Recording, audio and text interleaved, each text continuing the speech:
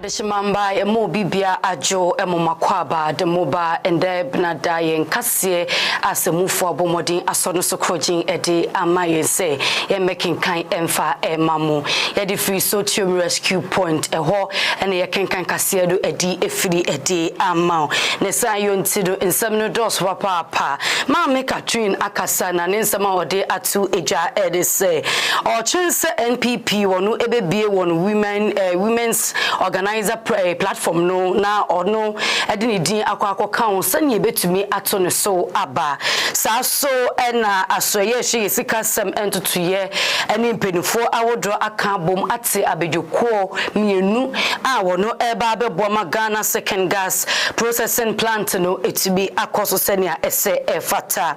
tamaso ebekọ kopiemu ewo na Ghana Road Transport Union mpenifo ede atu eja wochebu se bosome nan ewo afimu ababesin ekodo akoyihia wodra esi ewo mangana emuno wono abomodin ebuhu akonta yede hu nsem nyina no eba abesom ewo ye kasedo eso we ni nsem awodro edihye editie ena mede eba abesom don hyede ba ko ewo Apam TV eso obetumi aka ye hu abel fontentan video do eso YouTube and Facebook eni die mo betumi like obe comment no wasanso a share edi amaye na momuno yemfa na cinema Apam Global Church asafo no say dani de nyina ne mpedifo eso ye muma ye mutum ye dudu na ye to making kan kase no edima wo fiefie mu ana abefo kwan eso na sa yontiru obode sanwende ode adomoye no ukwada ode domoye na yawada so ode mayende a eyade ampaibo kese ebekoso ewo fidwe mu ha wonim dani de na ne ye no enintido nyankopon etunsa edi afro sebra nene ni bedi ehia na wo ba enya wonkwa na wo se woto santene na wo ba dani de na yet na kasefani eso a yasma ye kan se wonim obi a nipa no ebre wonim nipa na ye kwankon ye de bi da ne so na djuma sem afen ne si enkoye dia eya Apam Global Church asafo no ena mekamfo edi abon esanse hankwa ena eye wo last stop esanse mpenimfo ewo bebi ewo buse edro ebeje wa eya terema we yenkasa hu bebre eno a ne sei obeba na oba waba behuni etuemu na nyankopon so etumi esane ewo wabrabo no emu ne sa yonti no so chem rescue point ena tena ekese do ebutu osom ne hyase no nson anapa 11:30 na ye de osom no akwa akogu na emomu no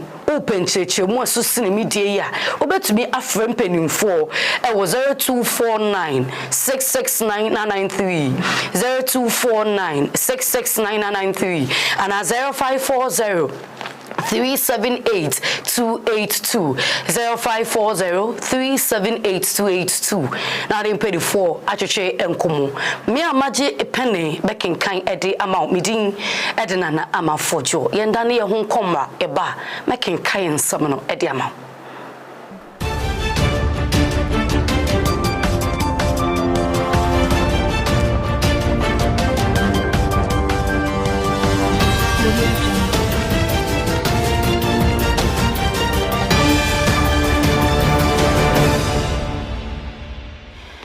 Bora and Samino Ankasa Elche Mudiana, Mame, Catherine Afeku, Mameno Ede Atu Eja Ocho Muse. A true surprise to said ding. Na NPP Women's Organizer Platform no wonu ebia, ordini bako no manfo atoneso aba.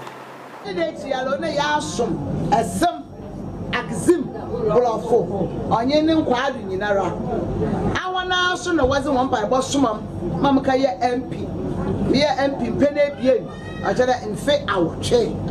anam sanso me minister nfe anan nyina ya hwan wana dawruma na sisi ya ato aba ye wie oye ball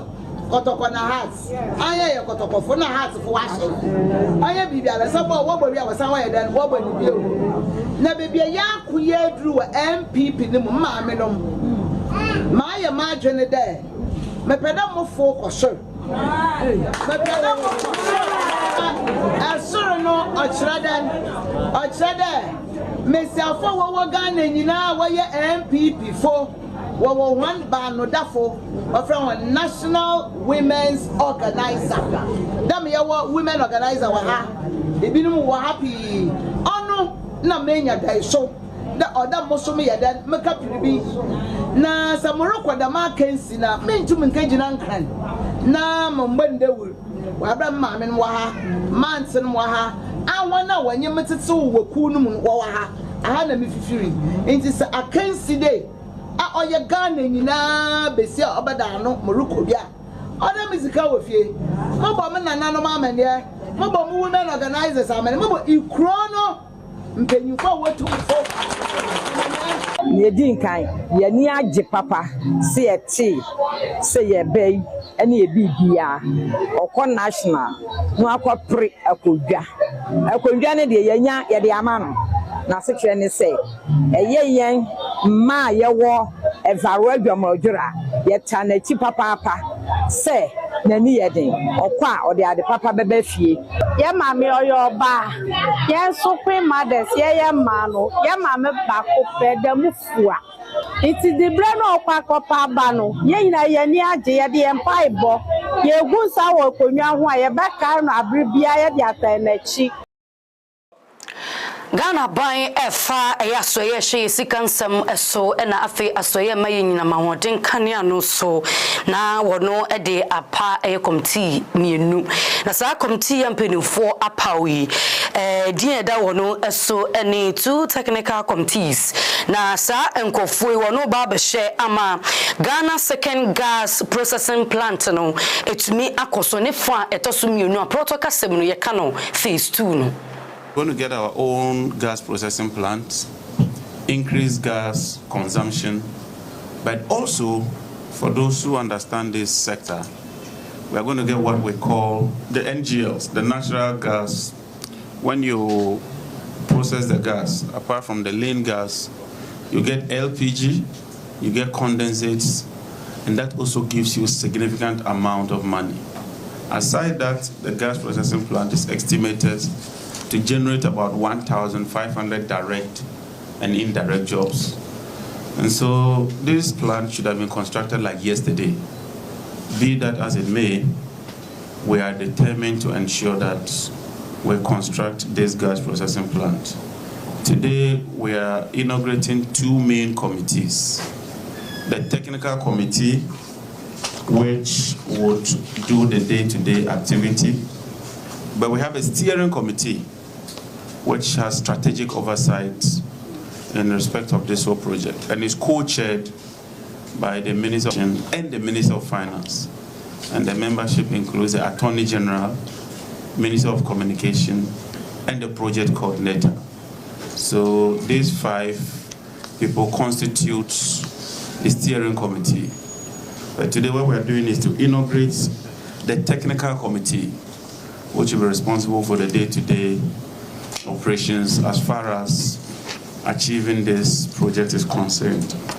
2 years of savings will be enough to repay this gas processing plant. And I'm surprised to hear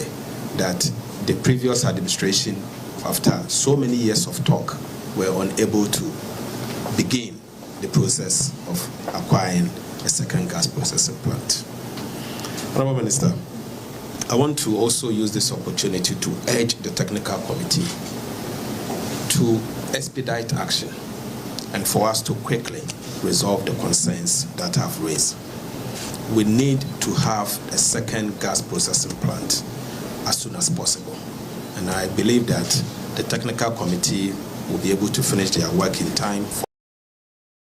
Se enkrofo ehwe se ne yede akwanhia ebetumi aba na wieye ewo mangana emu eni timpenufo awodro abomodin ebuhu akonta wo twemu se first quarter a eye bosome enan a eye chi mu no yebeka no opepon ogefo bosome obenim ena afi ofawisuo no eye sa bosome enan no akwanhia esi ewo mu no eyade a edoso yi papa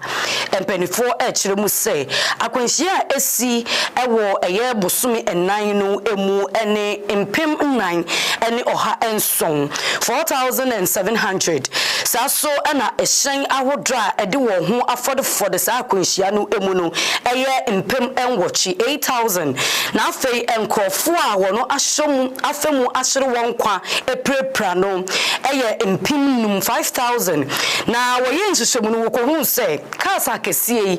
na mpem bebre no wode wo ho ekobo nkuma no mekire kasa nketwa no eno na ye kofasa akwanhia no ede ba we enam so ama chief superintendent Alexander Kwame Obin a ono no ewo Ghana Police Service ne fa wono ehye Motor Traffic and Transport Department or the two agency to quantity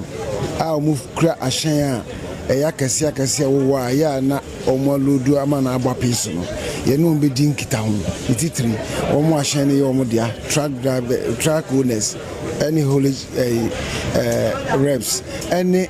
omo adraba for na nkasa na eneni nyina so ne se nia ye be no enwo ozuzu so wa kwanhia asia ese ye koso ebisafi mu ye hwese osome na ntem na akwanhia be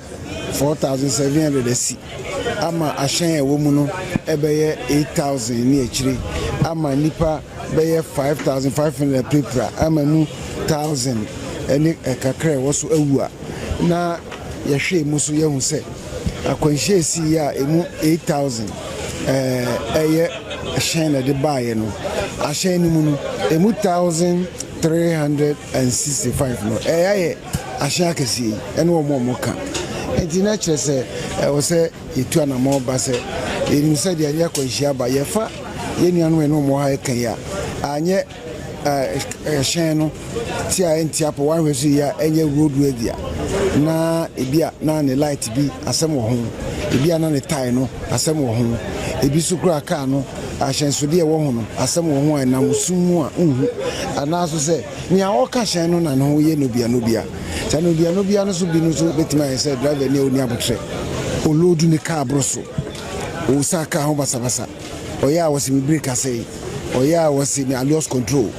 eya no akoja kanesi kwanti ponso because I say ye beji atum so mo ejuma hu hia pa efise so mo ana omo po mo de niama connot na ade omo anka hyen na niama beka wo port a embedu yen honom na omo ejumedie mu no so how bebre eha omo nti Ghana Shippers Authority aye aban ejuma ku a ye hwe se efa edwadie ne amano ne senia ehu ehyen kana de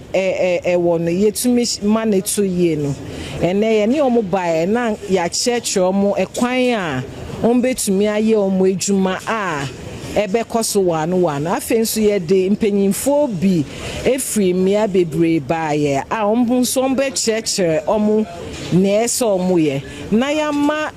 drivers ana ahyenkafo no so opportunity so omo so ne home no omo de betudwa na ye nyina ya bom na ya ye hu ejuma nti se na ejuma die yi ye ya enu na mfaso de beba se ebe ma drivers na ahyenkafo no acheche na omo ejuma no akoso na wachi ewie jimedie kase koso asante mantam no emu na esi otumfo osai tutu otosomienu enan eso na Millennium Excellence Foundation na ono ene life patron ewo ano openi no gina simpie so no na sema ode atu eja ene se ebibi man se yekọ na mpembebre ne yekohia ewo dwebo bi ase ana platforms awotro no a yenka ye hu embom sane ebeboa ama oman Ghana ye pe no etumi ejina ne naso. Environment already decimated by post-pandemic distress, raging wars and the catastrophic effects of climate change, we now find our world further convulsed by trade tariffs and irretrievable mistrust among nations. All the experts are telling us that the world has never been in greater peril than now. In the looming order of international relations, the biggest victim is said to be Africa. Whether contrived or unintended, it is obvious that Africa faces the prospect of greater marginalization. We must use every forum and every platform to rally the people of Africa to wake up and wise up to the new reality, to engage in sober contemplation in the quest to protect and defend our African heritage. Nations are built not by our wishes but our efforts. And great nations are built by great minds weaving great thoughts into great deeds. So tonight, we direct our thoughts to that spirit of patriotism and fervently and earnestly appeal to every man and every woman born of this blessed land called Africa to vow that the prosperity of Africa and Ghana shall be our common pursuit. From everyone we have honored tonight, we need to pledge to scale up in even greater excellence in the days ahead. To every business leader, every entrepreneur, and every innovator born of the heritage of Africa out there, we encourage you to strive for the height of excellence that will grasp a place for you among the titans of the global economy. On behalf of His Excellency the President, thank you so much for the opportunity given him and for the award conferred on him. He really appreciates it. Now, someone asked me, we've heard the President talk about resetting. What is the resetting all about? Part of it is for us to begin to think that we can have founders of ASCIs, founders of EcoBanks, founders of many huge corporations in our lifetime. And so, Your Royal Majesty, I want to, on behalf of His Excellency the President, assure you that we are going to do anything necessary to ensure that Ghanaian businesses thrive and grow.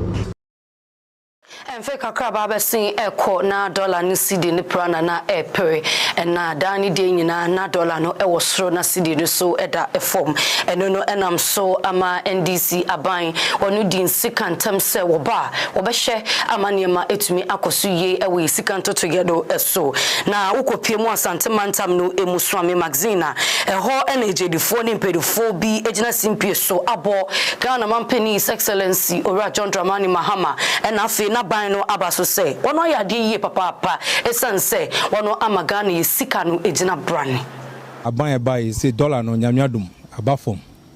to obi koyi ni nema okam no kwese say swati enti ye bedan abai say wa ba ye de ye hu 102 bia wa ya ama ye ni age ye nhye mu nkina say ebeye sa na ansan nye say san be rebiem ye hunu dollar no say the AC drop na ewo se me asedwade ne me bɔ me nsɛm ɛde yi aban ya wɔte so ayɛ esan sɛ enkwan ɛyɛ da ɛta ano sɛ binom nyankopɔn adom ɛna me ne wo kase o transfer ska 13.65 okɔ black market 39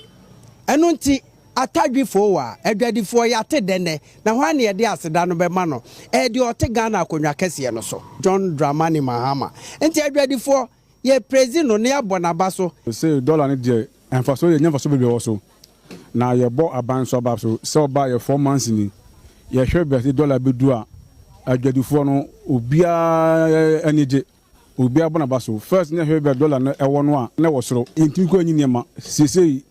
ye tamba se de bia akwa no magazine akwa no ye anyi nema akwa na enye container be 20 ko enti magazine no ye bonaba so pa o ma dollar no abafom dollar is what in the businessman for the hwehwa no what you say the kwabanda da retwe mo no say dollar seman ne ne no e de ya ye di tu no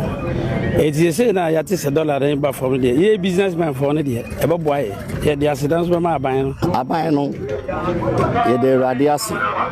say radinam no so ama dollar no ye den abafom sana ne ye pe no and so yenya when you go wo share enumero Sikapa so Apam TV pem so dia ne ye ni etwemu e Ghana Shippers Authority penin kwanchofo oda ano ene Ibrahim Musa openi no e de ato asoya e sha kwan ne akwantampon ensem eso penin kwanchofo oda ano ene Ora Governs Kwame Abuja o kire mu se e hyen akase no wonfo wonu eni endi e kire ye papa enko esan se wonu enye sikapujiro bidigu wonu kotokoma enko aban no afutuum eba ne sa enhye nkran emmoa eni nti no won so na wokra ne memu oduru a empem bebre no hwe yakwantempon ahodro no eso a wono aseso te se wono etutu eni nti no mpanifo emfo wono eni enko se ne ebeboa amaniema etumi afa ne ntemapa efra nipa ba ku mienu mensa bia omo aka omo abomu a omo chimchim fidie no chimchim mra no edeji sika because ubeko kro bia axle scale wo no daytime ubehu trucks akese omo loadi ade bechi no ade san ade bechi no ubeko no mu ni ho ubeko axle station no akọ check no emu bia amfa scale no so omo tu fa wiem kwabrane na afa nhihye a oman aye say de bebo ye kwan no ban no ono afa ade adane ono ne abroni beka cash cow we no yesre ye minister the honorable Agboja say ye were your recommendations ya chira akoma no dada say ye pese ye hia no na ye ma no sa recommendation e discuss kwan ya betimi afa so ama sa overload no esu betwa because unions no ye mpe overload driver kura mpe overload because odi overload no eto so a senya wo betwe truck no kura no hard driver inti omumma ye sa kwanya no ye ntena se na ye mbobu na ye hu na ade ba akuso asisi a aba no say immigration officers foreign truck bia eba anase ekobia edru immigration checkpoint a ye stop wa ye nhwe nka bibia o ye say e de ye amamre ben na wo immigration officers see our money drivers digwa wo kwan ho ana the institutions are giving us problems. A problem basa because there's no consultations. This kind of transit work, transportation of transit goods, there no here consultation. Drivers no obi or a foreigner. Na ye ni muse na nse anana wachi ababesi ekono na video bini na mabe fontentan video do eso se penin kwanchofo a ono na edaga na good board no ano orasa mi jemfi kind dollars bi ede mama mapat na eno enam so amasanse mi ababe ye deja nkofo do wonanu atum se wo se openi no ye gini dibre no ede free nsa we enam so ama edom kuma wo mrahye bedwa fie afre ensemchofo enhie mu a Mrasubejani edema wale Dr. Tia Abdul Tarib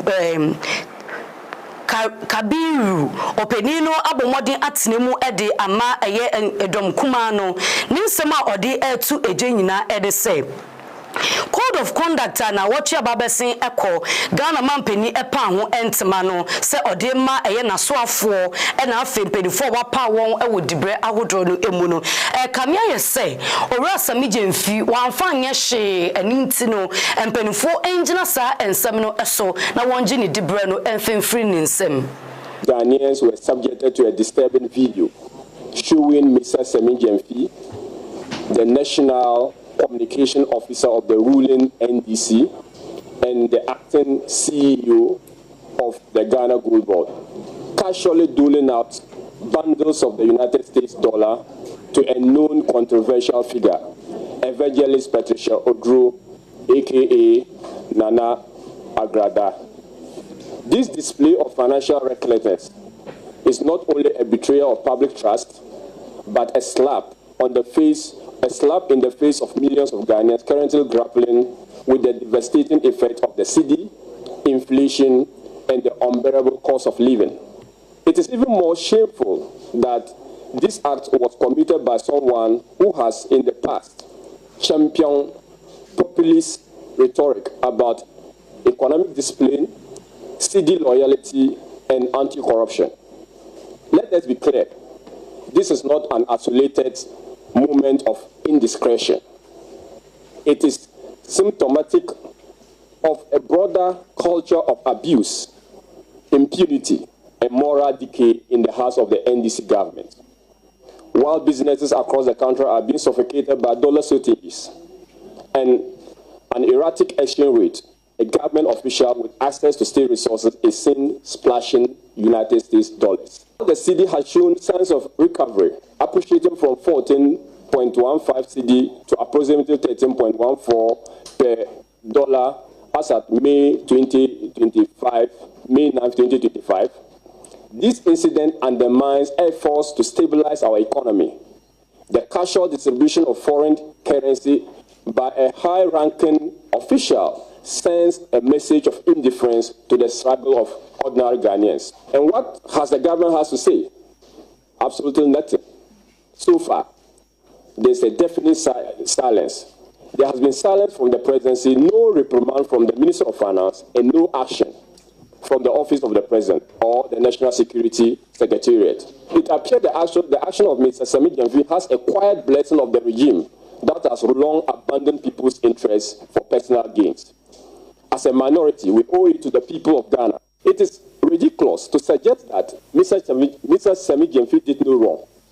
with the opulence and naked betrayal of public mandate. The President recently launched the Code of Conduct for appointees, which requires them to place the national interest above personal interest, eschew opulence, and be accountable for the use of public funds, among others. Sami Gyamfi has reaped this requirement of him by the President. God has a way of testing the integrity and faith of men. Ya pem so dia na ye de ni echemu ewo Tiger IPI na ye kansa edin dia din ba ko pe na empem bebre no eba ye trim Anas Aremeyao Anas ono na ye titrimu ni anapeni nkwanchafo a oda ano oye investigative journalist na ebeto eja nsensem bia efa ora Kennedy akompreku Japan ehu na eno na Anas Aremeyao Anas ede nsem bi pie Montene so fa ora Kennedy ehu anche eno ora Kennedy so eba Montene ebe kasa ye egu Anas Aremeyao Anas ehu fin Anas bo anje so edi nto bo modern tabiri asam no ede kodan asam dibia se na obebo modern aye nhihwemu ewo ho na tentrene etumi aba na abra asam ni be pie mu ewo eye omanga na ye court ahodrodo emunum ade ampanifo ndi asem no eye eninti openino no bu anje so eno sanso de call eye America say America court ndi asem no emfa ema no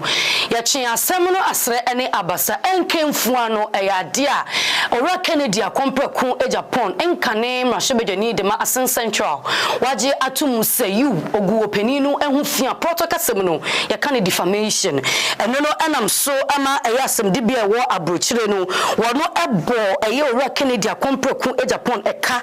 $18 million se ontia enfema ora Anas se ne beboa ama bribia etumi adedin eno no echire no ora Kennedy ene na lawyers for ebo modern tabiri asam no de kodan asam dibia se sikane sudodo eninti eni die ma wonti sikane so enfema won na asam no koye eba ye nina no sisia ne ababeto eja ede se court no ati sikane so ede free $18 million no ede ababegina $500 se won fema Anas Aremeyao Anas eno na Anas den krata epie ede free Tiger Eye wono aso ye kiremu se ono de nyesika no na mmom sa tentrene be yi na adwuma no ade a eye ni de papa sa tentrene abomodin eyiniti yenjina Anas Aremeyao enkrata ye odi pie montene eso na yenja abofo nkrata edi kan embresisi yi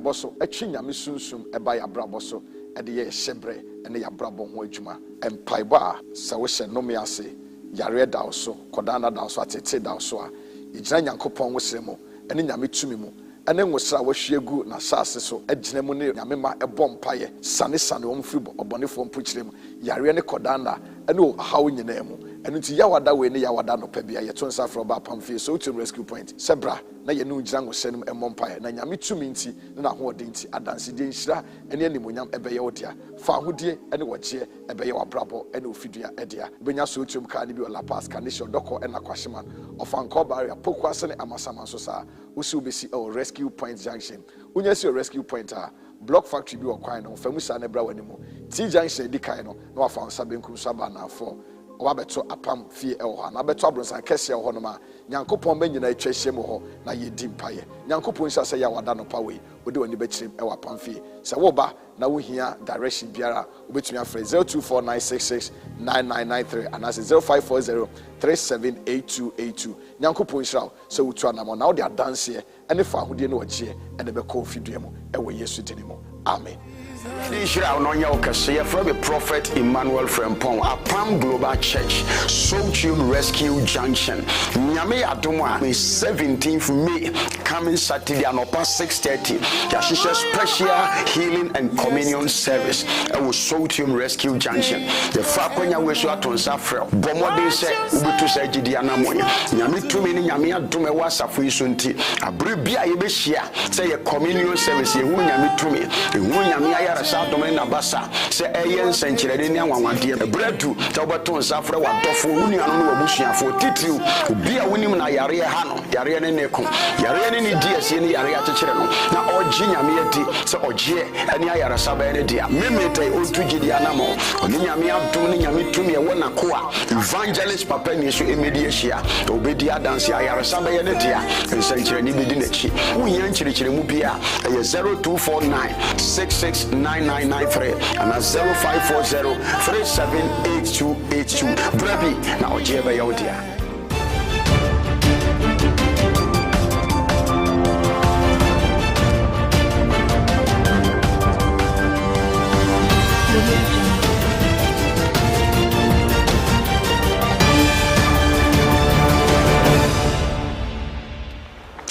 na de shimamba yenda sisa ukan ho ama ye ho mensam ne so ye to aso dia ma wotia na ye ba enkamante mu ha na enkamante mu asoafo eni ma Melinda Obeniwa akole oklu ma me no e de atu eja se assembly members ana assemblies senia wode eye mensini krachi peni ahodo ede eba so ye oba ana oye be ma no eyo mo asede se omo be hye ama omanfo no ato aba ede ama won na emom se wono ekotia eyade a wode won ebefa embrakwan eso na wono asanso ache wono aso mami de sansem nyina etu eja wobra wode eye peni kwanchefo bi kopiemu ewo weja bawe se ono no nkoye mensini krachi peni a omanfo no eto aba no editia no appointees. You don't have any business in the house. Your business is to confirm the president nominee. Your business is there in the house is to work or approve the president's what? So please, issues we've had, series of issues we've had, and it's all related to our appointees. Government appointees. Because it's because if I go over or no make sure we are watching live. At the end of the day, when the money by vote no, when the money by vote yes. I'm telling you on authority. They no fear no by but go vote no, when I can no vote no. No vote yes, when I can no vote yes. And a lot of the appointees we are going to revoke their appointment because all business they will not take share me. They are not fulfilling it. They want me to use their share. Excuse my language, don't find that. Oni omunka ntiase me nya na adwin se e bi oba oni nkofo owo onu so nkofo ni omu ba ba ye adwuma ye father for all ye father for all na eni omu nyina nka mo mu ye adwuma na ye nyina yakomo nto ye but oni wo group nam na e bia wache adwuma asem we no MC no po unyaye na wache adwuma na amomu a na se uba na oni omu pe ne be ye adwuma ube ha omu Felix no was standing for MC awenya ye nyina ye awenya ntinka we no MC no anka was assembly members no omutuma no nanka ahotoba na yanya development wako no mo but this is the case I want to atia no nti ye mu ya very disturbed pa ya disturbed ya disturbed me di mani brother kasa no ya for Felix MC ye to aba we jagba we habio mo Yadi ni chemu nsem foforo eso dia na encheye na ye dollar ni ehun se ahoden ye sidi no ahoden abema dollar no asisia no ayemre eno no enam so ama Ghana Union of Traders Association wono den krate piembontin so say wode kokobo ko e dia ma ejedufo nyina se nyoma woton no sisia no dollar no ayeketwa krant wo momode se nyoma na woton no betete so eno no nam so ama ejedufo no akere wono ensem su sei omonte so mimi tie me niam meton no menya na ka ya dey omate so ama besuma ya dey atime dey because dollar na ba form but san kampanfo betima ye bibi ama ye ne like ya shembla bi say ye ne ye ton ade mo makofa enima ba nyina amonya dey monte so a ye ne ye so yakofa beton ye betete so say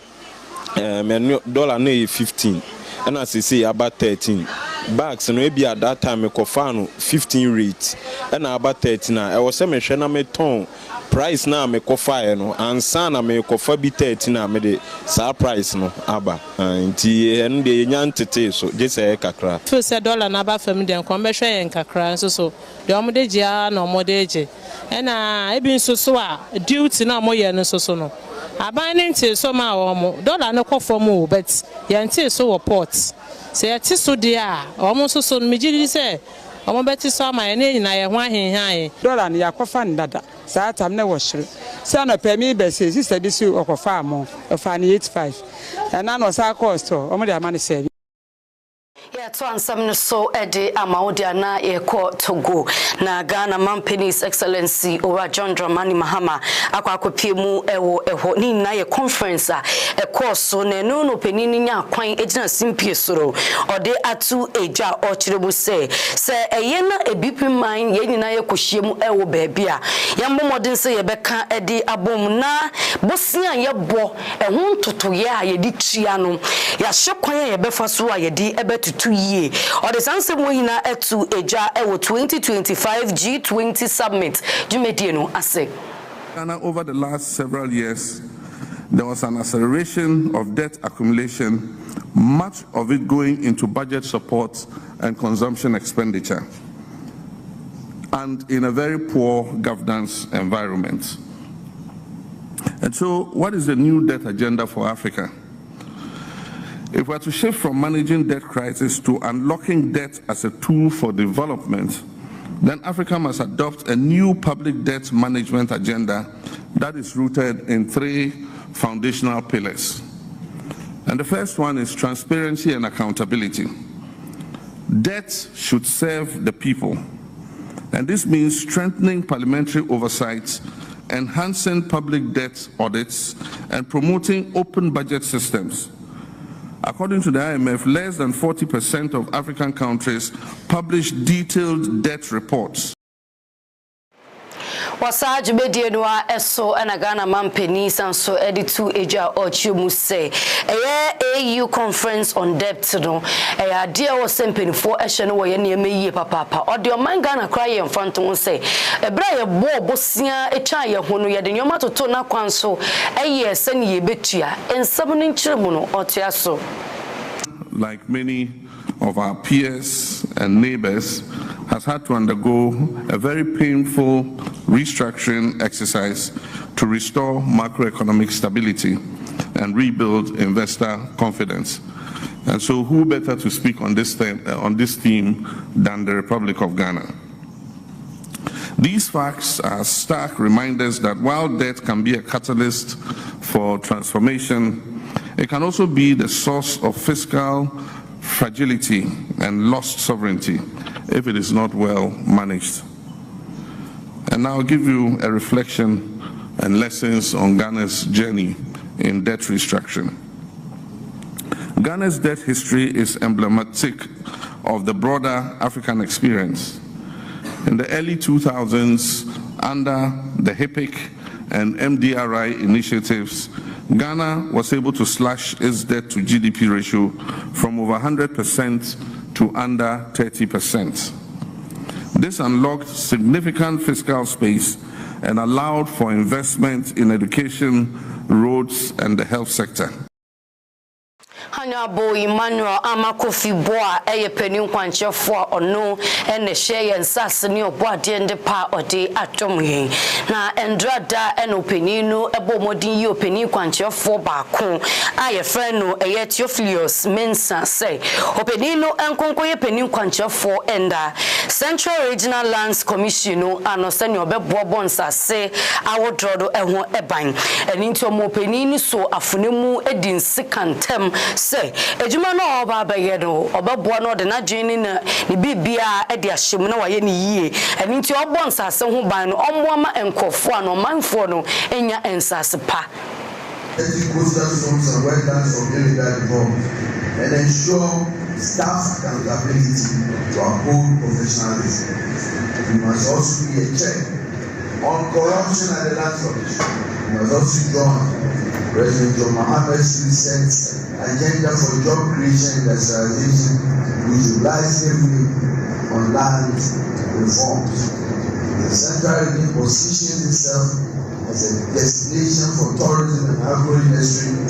Your role in providing secure, well-documented land cannot be overemphasized. Let me also commend the outgoing commission for their services. The legacy provides the foundation for the new world to build on. With this, I now have the singular privilege. Yebejna ensemwa Lands Minister Oditu Ejana Fi asanso agenkrato etosum yenu yeba ebeto ansebe so diamam.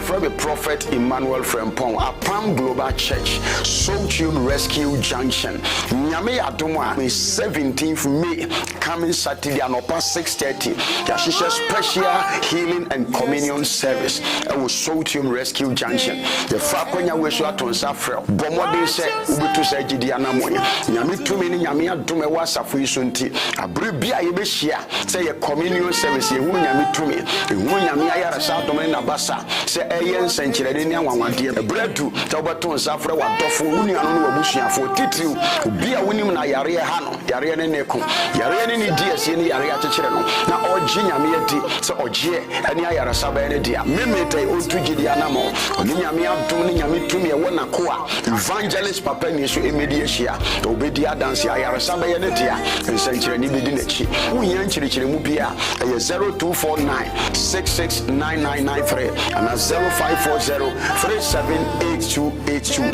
Brebi, now Jeba Yodia. Paiboso, a chinyami sunsum, a by a braboso, a de shebre, and a brabo wejuma, and Paiba, Sawesha Nomiase, Yare Dawso, Kodana Dawso, Ate Dawsoa, Ijanya Kopon Wesemo, and in Yamitumimu. And then was our shegu na sasso, a genemone, Yamema, a bompire, Sunny Sunny, Fibo, or Boniform Puchlim, Yariane Kodana, and oh, how in your name. And into Yawada way, Yawada no Pebia, Yatonsa from Apam so to rescue point. Sebra, na ye nu Jango send him a mompire, na Yamitu minti, na ho dinti, a dancing dinshra, and any munyam ebeotia, Fahudi, and what ye, a beyo brabo, and Ophidia edia. Benya sutum carnibu la pass, Canisho, Doko, and Aquashiman, of Ancobaria, Pokwasan, Amasama Sosa, Usubisi or rescue point junction. Unyasi rescue pointer. Block factory bi okwano famusa na bra wanimu T junction di kan no na wafa sabenku sabana for obabeto apam fie ho na beto abronsan kese ho no ma nyankopon banyina atwahye mu ho na yedi mpaye nyankopon sha se ya wada no pawe odi wani bekire e wapam fie se wo ba na wo hia direction biara obetumi afre 0249669993 and as 0540378282 nyankopon sha se wutu anamo na wo de adanse ene fa ahodie no wagie ene be ko fidua mu e wo Yesu dinimo amen.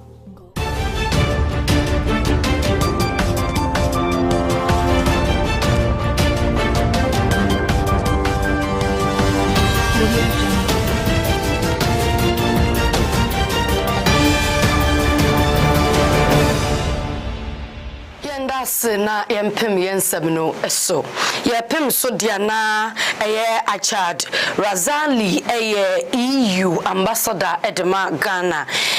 na ono eye His Excellency Senamedin kan ekan ye no na openino akasa ede afa anyankufa a eda Ghana na afi European Union entem ochire mu se sa anyankufa ne nkitangudie ni yade a emudo yie papa openino the sansem we na etu eja wo bra na wono shefa ede afa European Day no ehun. The European Union and its member states have significantly increased their investments in major infrastructure. We collaborate with Ghana in building smart, sustainable cities with equal access to energy, clean water, sanitation.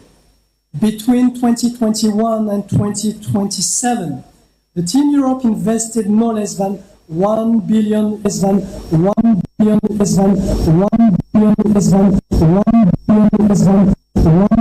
European Union and its member states, investment is on its way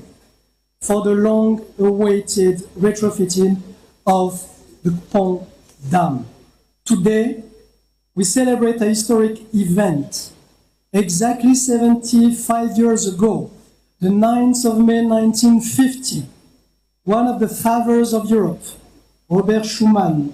delivered a foundational speech that shaped the European Union that we know today, emerging from the devastation of World War II. Twansam no so dia ohene ene omanfo a ewo senua a eno no wo esunafo south ewo ahafo mantam no emu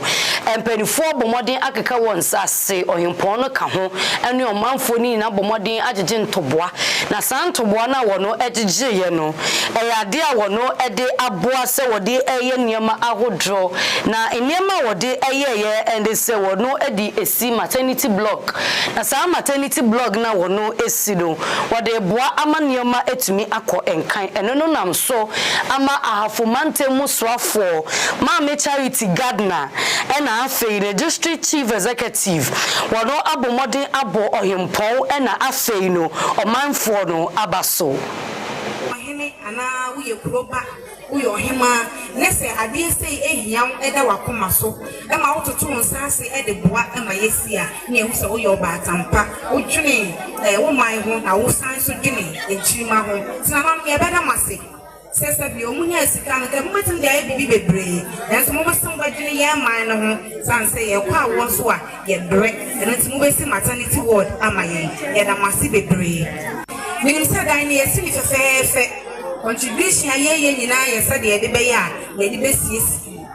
na sesi e de mechanism e be mo esiesi a ye so as regional minister ene me papa honorable El Kopoku ye be ba ne abe support mo am esiesi e dan ni mo ama no enkane no na kosibroni emfa na memmo maye no de ye nyina ti nkwase a ye ne ma nyina de ebomu e be kaya edu kosera e bodero na yakwenti efiso ni akopraso na ehwai kama na yeyina sanse yeyina every one community na yeni mpuntu ese ni so ene politics nti se adene ya ban de crampo a yes aban na rede emna me se yes sanfri akwa no ho sa na yeyina kan ho bomu a yebetime nya mpuntu bebra eye ne ya na yede yaye ente bese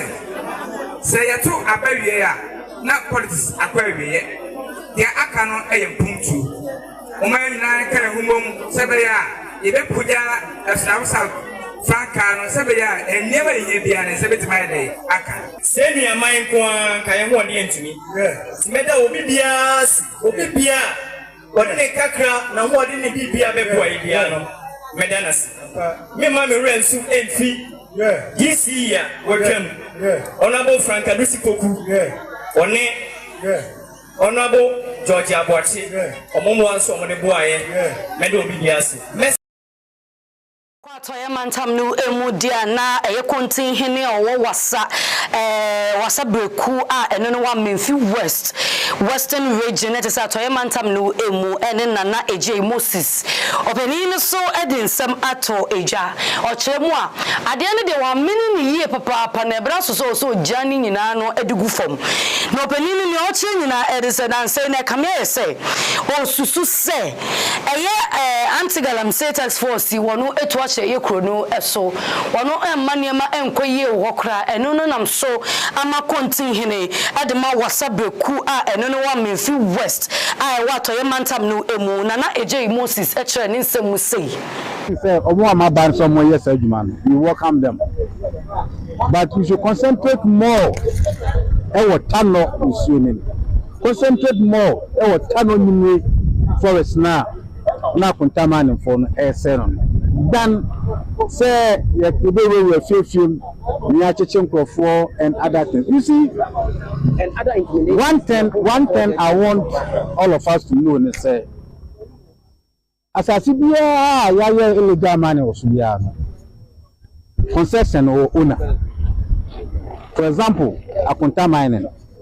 was concession all over Obama constituency or GB. He is the person who should be questioned. That person should be questioned and bring people out. For now, this are more. They should bring them out. So I made them away on our say, I say you. Made them on our say forest. Made them on our say we. So that we bring that person out. We actually abua my young son, Pana, or says a human. But Obia said you on number beer. Otimboto so okutano board there was say one team boots no na say jina oko hen I suspect say oko galamse asi in the match there. I don't think it works like that. So there's that kind of intimidation in my constituency, which I would think those who have been brought here should listen to me and make sure say I have the police. Yadena sini nano Apam Global Church na obwade eya domo se na medin kan ekan no yawade empabo kese ebekoso ewo fidwemu ha elinti unimu bi atonsa fa frɛ nipa no na nipa no embra na obano ba benya ni black chua eya dia ebeboa pa ma woso ubetumi akonkan na yedie ene nsamrane ahodoro uso wetumi enya titru ene se nipa no bebo sense waye na dom papa saso ena ne memne da 17th May no communion service etato obi be say eja etato ne san yontiro unimu bia yade bia hye ne ho ache say ye ulcer eye kwankon yade eye liver problem kidney bibia nipa no akoa enko eno ena menu etu inchia say oba no menja wugidie ewo fie sabe bomoden na tu wugidie ne mu hyemuden na bepiemu ewo fidwemu ha na oba bribia bekoso ye ede ama enam gidie no a odi tu anamo no esanse no nko a ena betumi age wo nkwa se wonji bribia ndi kura no wonso mu keke no ana woso communion num emu no ede nsenchene ene fa hodie bi ede brew saa so ena ebomodin kogu nipadua no emu so a na kan na assurance say semia esiesie wo nipadua no na eko ede ma wo no saa na ekwa nsenchene ewo nipadua no mu ede amount and into say yade bi na atena wo so ache bomoden so ba be piemu ewo fidwemu ha dan day na ye ne prophet edi ehia ewo fidwemu ha na sema oka ene say enye sebi nkofo de bia restrictions awodro edan say won ware ya wontumi endi sebi okofa eye okobo adwama wontumi endi enye nunu bia we no obia etumi enum na emom say wonnom a ne ehia pa ene say wodi ugidie ebeta echire say ne ebeboa amania ada wo so achedo etumi fidi ho elinti bomodien na tutu anamon na 17th May be piemu ewo fidwemu ha na wodeme na se edebe mame sa na tie dia na asafokesie yi ewo Sotium Rescue Point wo be piemu ewo ha se ofi echichi ni bencheye na wo ba eni diem wo beduru ape wo bi so bibia ewa kwantempon no eso a obekere wo ana obeche wutia aba bepie mu ewa Apam fie ha se ne ebebo ma bibia no etumi akọ enkan na emom se wo pe asofo betumi ni wo abom paye ewa abefo kwan ene niam ahodro eso a ahome ya mede ba betu edwan bomoden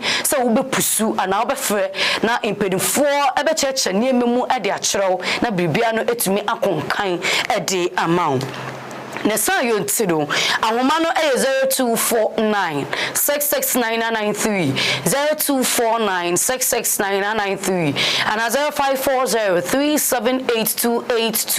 0540 now in Pedifo Acheche and Komo. But what day Natun suffer through beat no bisun some from through beat Niana Yembishim or Domino Ase Nanyankupo Emfa Evangelist Papa Ni Ajimai so NGA and Frisa and Potrenu Emu. Nessa Yontino made an Asiano Ebema a year muftao, say Ochinchimi Fidian Fuduma. Emma to me share me a wolfie fimana bear for quite so say Facebook and a YouTube or what dear ensure. So and annual say Cassianu a day and my air softening meba Jessie or what dear ensure no. Mesua Major Penny a back in Kanye a day amount meeting at Nana Ama Fordjour or what dear Amba Ebesansu Echia. Me maumo and Addition, my crowd.